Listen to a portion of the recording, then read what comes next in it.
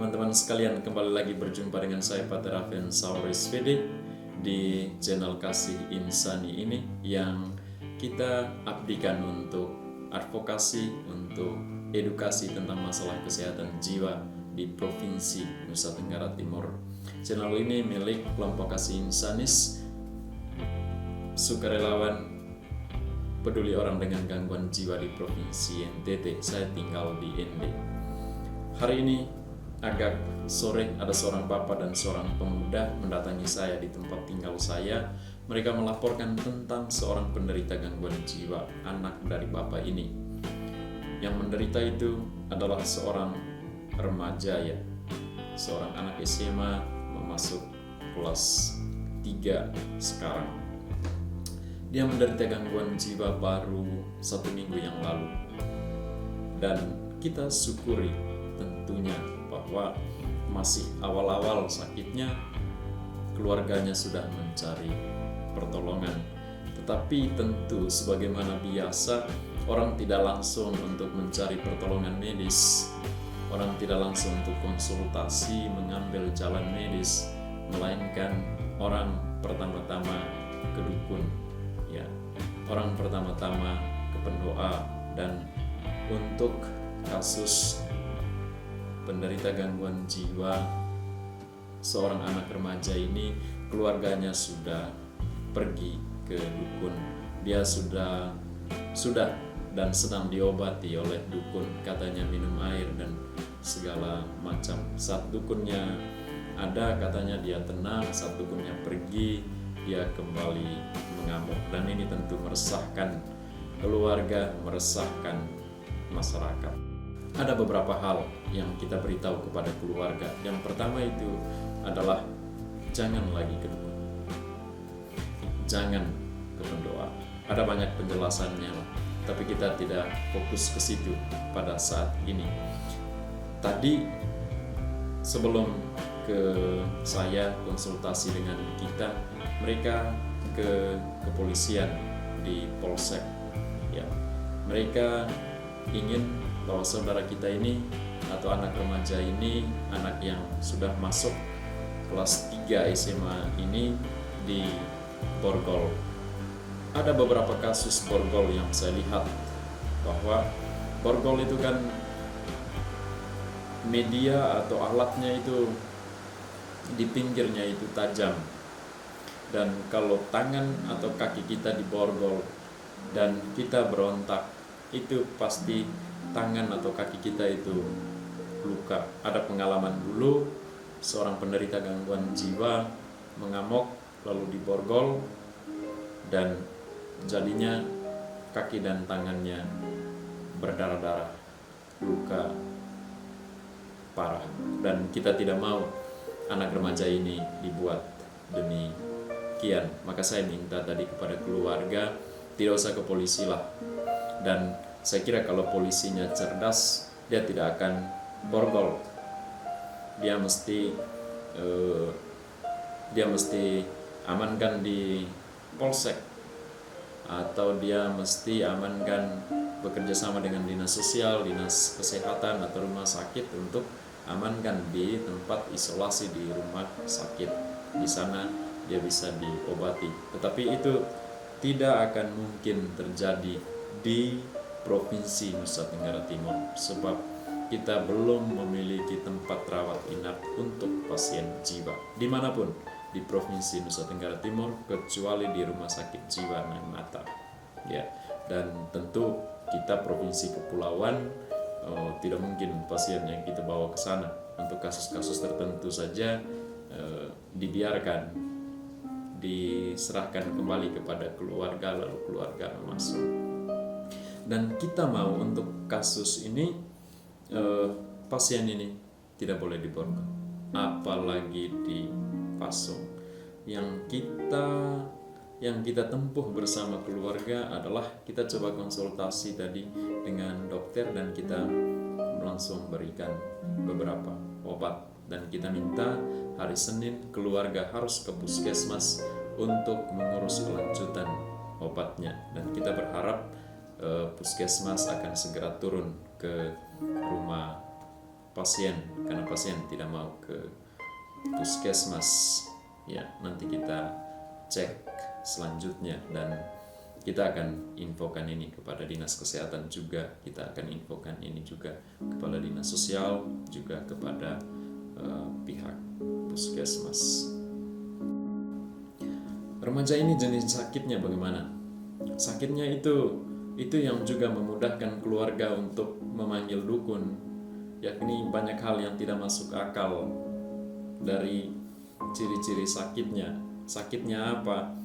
Dia merasa sudah keliling dunia, sudah pergi ke semua negara di seluruh dunia, dan menurut dia itu negara yang paling indah adalah Israel. Bukan hanya berjalan dari negara ke negara, tetapi juga dia bilang dia sudah pernah ke neraka, dia sudah pernah ke surga, bertemu dengan Tuhan, bertemu dengan Allah. Dia Katolik, dia bilang bertemu dengan Bunda Maria, dan dia merasa dia sudah disucikan, dia sudah dikuduskan.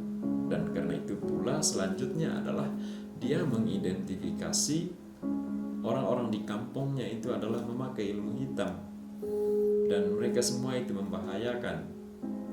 Dia bukan cuma mengatakan bahwa di sini, di kampung ini ada orang yang memiliki ilmu hitam, ada yang membahayakan sesamanya.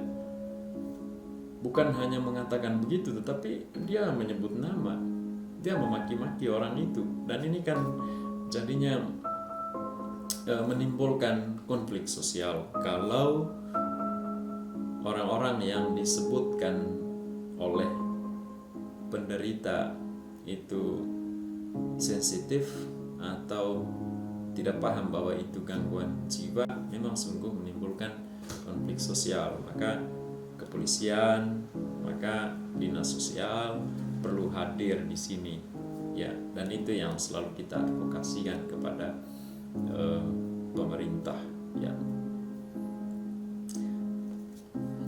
Selain itu, selama beberapa hari ini dia tidak mau makan, dia makan sedikit saja, dia lebih banyak minum air, dan dia merasa badannya panas, tidak perlu makan, cukup air. Bukan panas, badannya panas dari luar, tapi di bagian dalamnya. Maka dia juga merasa perlu menghindar dari rumah. Hal lainnya adalah dia merasa rumah adat di kampungnya itu dibuat salah, maka perlu dibongkar. Bayangkan, itu perlu dibongkar atau bisa jadi dibakar. Dia juga merasa bahwa tanaman warga kampung di sebuah kebun di sana itu selalu dimakan oleh babi hutan. Bukan soal babi hutannya, tetapi dia mencurigai ada orang-orang tertentu yang dia anggap tadi orang punya ilmu hitam, menyuruh babi-babi itu untuk makan tanaman.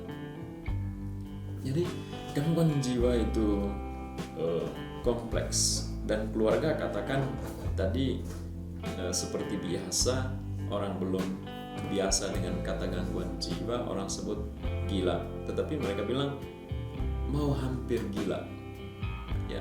Lalu gila seperti apa? Tunggu bunuh orang, tunggu bakar, dan lain-lain. Kita tegaskan bahwa gila itu bukan sakit, ini gangguan jiwa, bukan gila. Ada video saya juga di channel ini tentang apa itu gila. Gila bukan gangguan jiwa, atau gangguan jiwa bukan gila. Ya, saya bukan dokter, saya bukan psikolog klinis untuk menjelaskan apa jenis gangguan jiwa yang dialami oleh saudara kita ini, saudara yang masih remaja ini.